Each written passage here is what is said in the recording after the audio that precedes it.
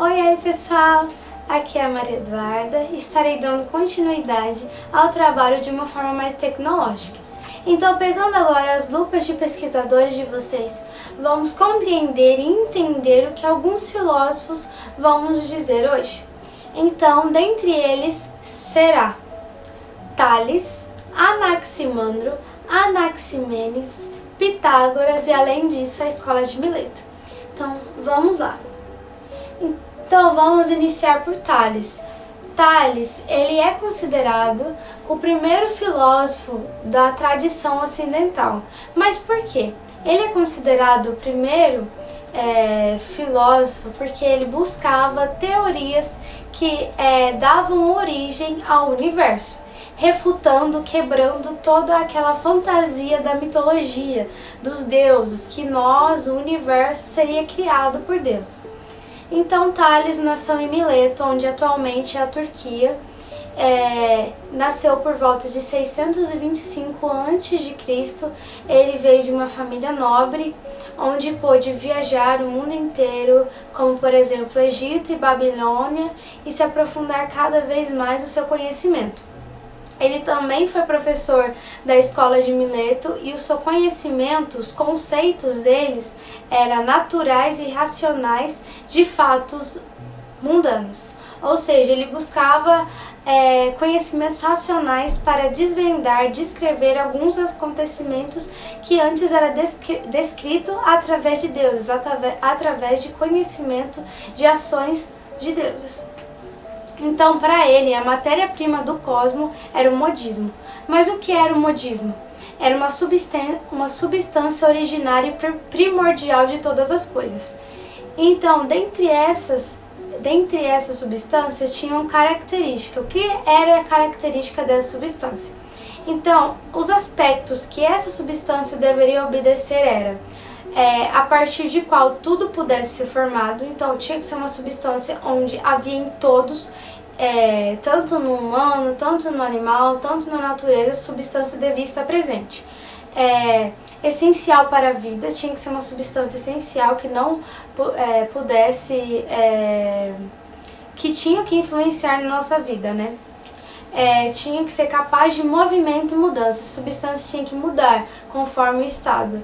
Então, como podemos compreender, ele propôs que a água era a substância primordial de todas as coisas, da onde o universo foi criado.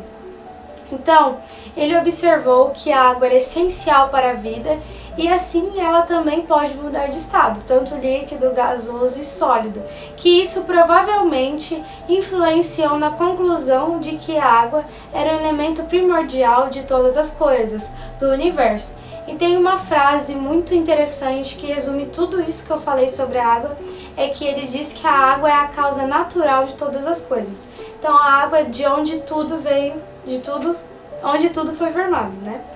Então Tales também buscava a compreensão através da racionalidade, de acontecimentos naturais.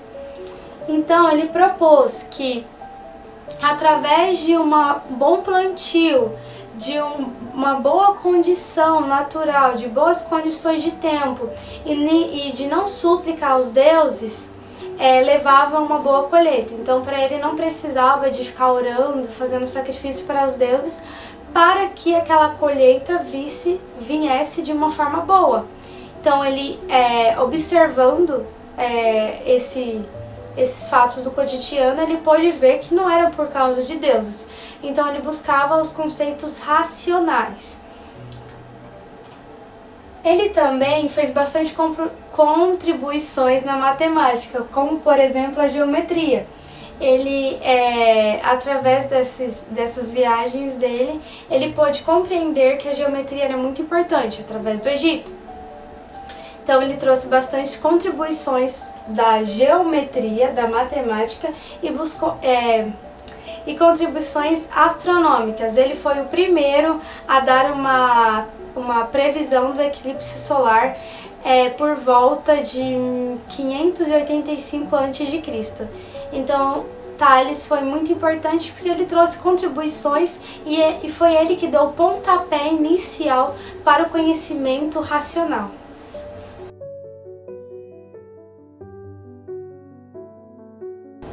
Então, pessoal, vamos dar continuidade com Anaximandro.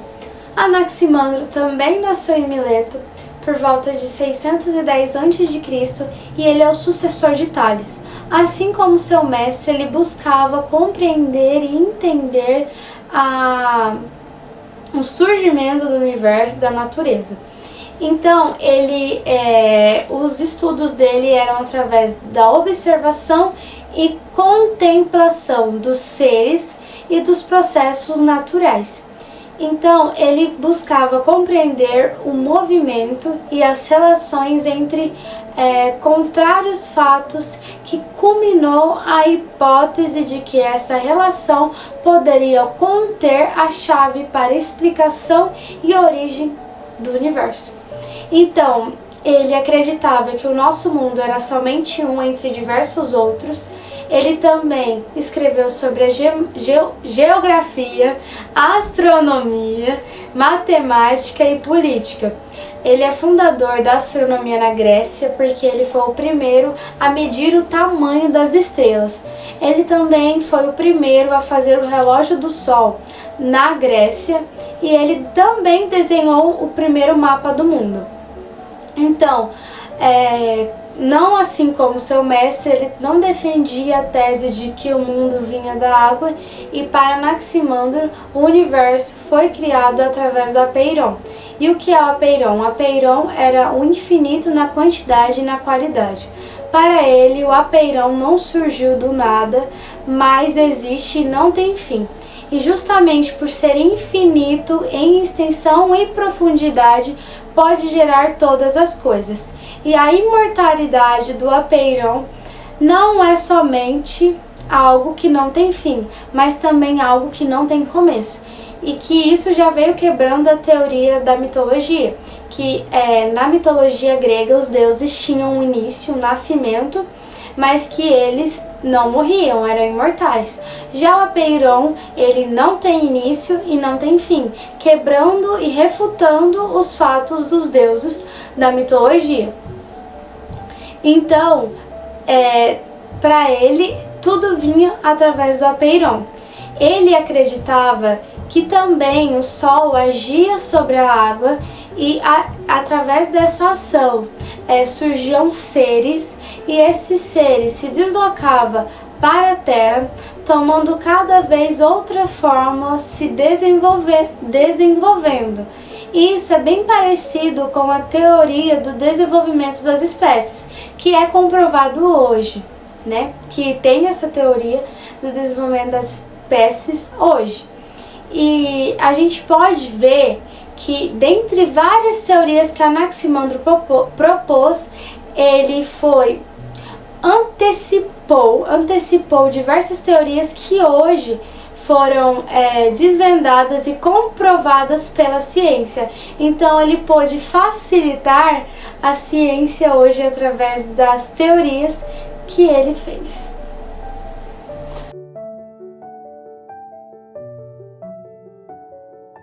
Então vamos dar continuidade com Anaximenes. Anaximenes também nasceu em Mileto por volta de 585 a.C., foi apóstolo de Anaximandro, e assim como os outros dois filósofos, ele buscava compreender qual seria a origem do universo e a origem da natureza, a origem de todas as coisas.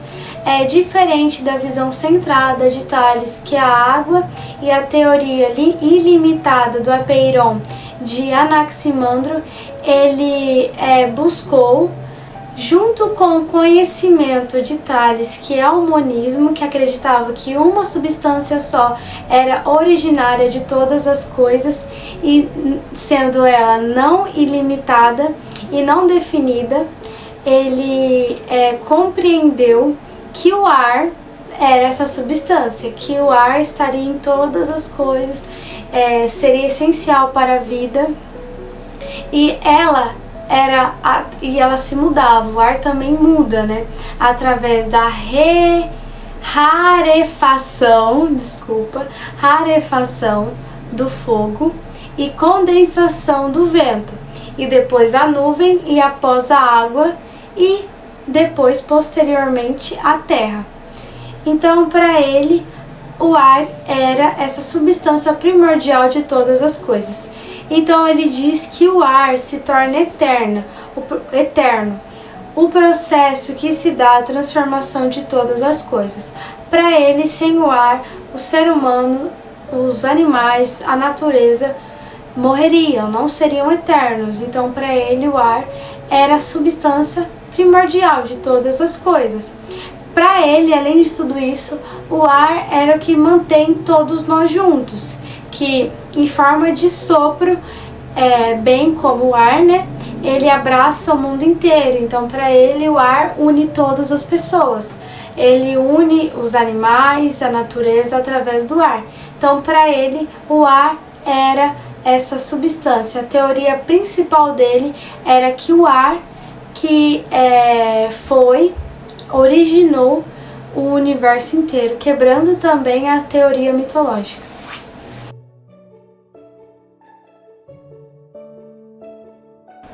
Então, vamos dar continuidade com a escola de Mileto. Então, como o nome já diz, é uma escola, foi a primeira escola filosófica da Grécia e tem um papel fundamental para o nascimento da filosofia. Ela esteve ativa por volta do século 7 e 6 a.C. e seus representantes foram Tales, Anaximandro e Anaximenes. Como já disse, esses pensadores buscavam explicar o mundo de forma racional, através da razão, da observação, sem recorrer a mitos ou religiões. Então, eles propuseram que a realidade poderia ser compreendida através da razão, da racionalidade, estabelecendo bases filosóficas como uma disciplina.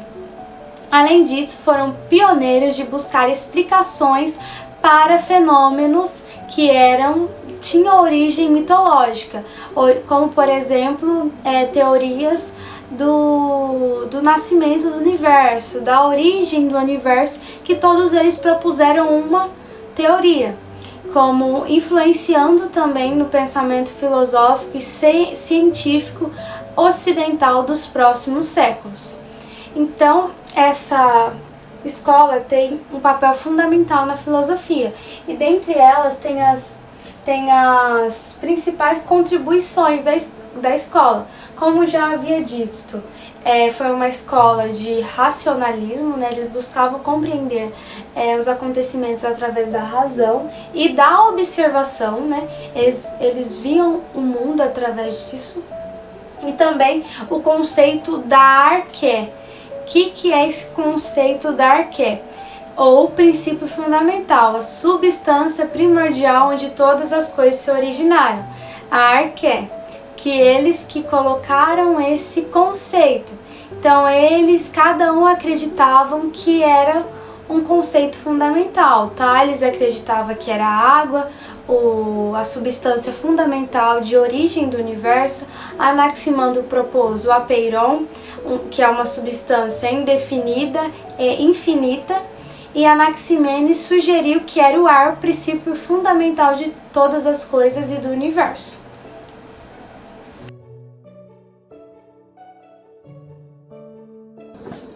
E por fim chegamos a Pitágoras, o tão querido Pitágoras. Então, como nós conhecemos, eu acho que dentre todos os que eu já falei, Pitágoras é o filósofo mais conhecido. Por que ele é mais conhecido? Porque foi ele o criador do Teorema de Pitágoras. Pitágoras, ele nasceu na ilha de Samos por volta de 582 a.C., filho de um rico comerciante. A sua vida envolve uma lenda, onde uma sacerdotisa previu que ele seria um homem muito sábio. Realmente, desde muito jovem, Pitágoras impressionava seus mestres. Inclusive, ele estudou na escola de Mileto e seus mestres, seus professores, concordaram que ele tinha um conhecimento até maior que o deles. Pitágoras pôde viajar vários países, como por exemplo Egito, Índia, Pérsia, onde pôde se aprofundar cada vez mais o seu conhecimento. Os egípcios sabiam que um triângulo com proporções 3, 4 e 5 possuía um ângulo reto, mas Pitágoras descobriu que o princípio fundamental de todos os triângulos com ângulos retos é que o quadrado da hipotenusa é igual à soma dos quadrados catetos, chamado de Teorema de Pitágoras, que foi considerada uma revelação divina, revelação do século, que é usada até nos dias de hoje. Que, para quem não entendeu, para quem é de humanas igual eu vou resumir. É A ao quadrado mais B ao quadrado igual a C ao quadrado. Então, uma das descobertas também de Pitágoras era que para ele o cosmos era regido por relações matemáticas. Evidências disso era o dia e a noite, o mudar das estações e o movimento circular das estrelas. Então, para ele, todas essas questões naturais envolviam relações matemáticas e havia razões matemáticas entre elas. Uma das descobertas da música para Pitágoras foi que as notas musicais tocadas juntas formavam uma música agradável. Ele determinou que a razão entre os intervalos tocados eram harmoniosas porque as relações entre elas eram uma simples razão matemática e que eram conhecidas como série harmoniosa. Então, para ele, para uma música ser harmoniosa, devia ter razões matemáticas entre os tempos tocados. Então, para ele, o pensamento abstrato e racional era superior que o pensamento sensitivo, já que os outros filósofos também defendiam isso, também defendiam o uso do pensamento racional. E para ele, no universo pode ser traduzido em números, já que os números os números é regente das ideias. Se nós compreendermos os números e a matemática, a gente pode compreender o cosmos e o universo, já que o número é regente das formas. Então, para ele é importante a gente conhecer os números, a matemática, para a gente compreender o cosmos, compreender o universo. E Pitágoras também criou uma comunidade, uma escola, onde quem estudava lá é chamado pitagóricos. Essa escola foi criada na Crotona, no sul da Itália, onde lá possui várias regras de conduta, várias regras de vida comunal, onde uma das regras era a proibição de alimento de carne. E esses pitagóricos continuaram os estudos de Pitágoras. Então, eu espero que vocês tenham compreendido um pouquinho que eu queria passar para vocês. A gente se vê aí na sala de aula e até mais. Tchau!